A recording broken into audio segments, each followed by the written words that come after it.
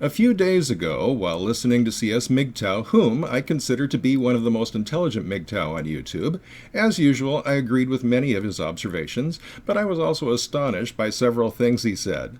Most of these I'll discuss in another video, but his comments about the global economy were most surprising.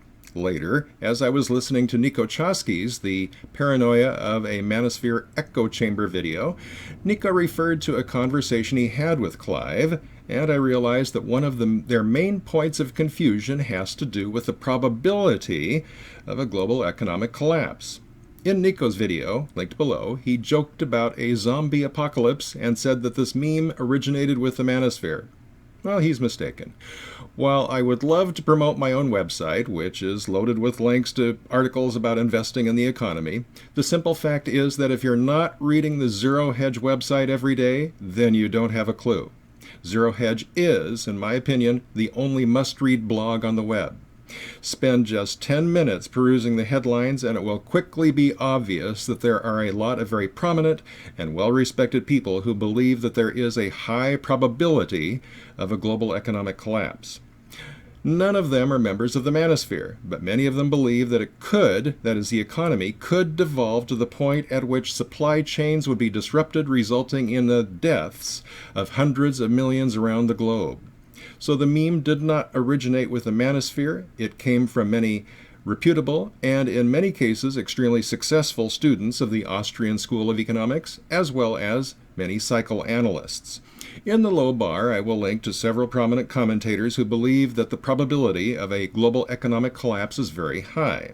These include founder of Agora Financial, Bill Bonner, founder of Casey Research, Doug Casey, former President Ronald Reagan's director of the Office of Management and Budget, David Stockman, former advisor and personal friend of Margaret Thatcher, Martin Armstrong, who is a psychoanalyst, Trends Journal publisher Gerald Celente, John Williams, publisher of Shadow Government Statistics, Peter Schiff, Gregory Mannarino, Charles Hugh Smith, Kerry Lutz, Michael Snyder, Fabian Calvo, and many others who are not members of the manosphere and have probably never heard of the manosphere. So to attribute it to the manosphere is simply mistaken.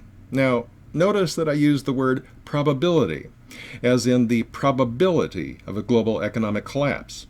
The global economy might recover. I hope so, but we don't know. There are counter trends at work.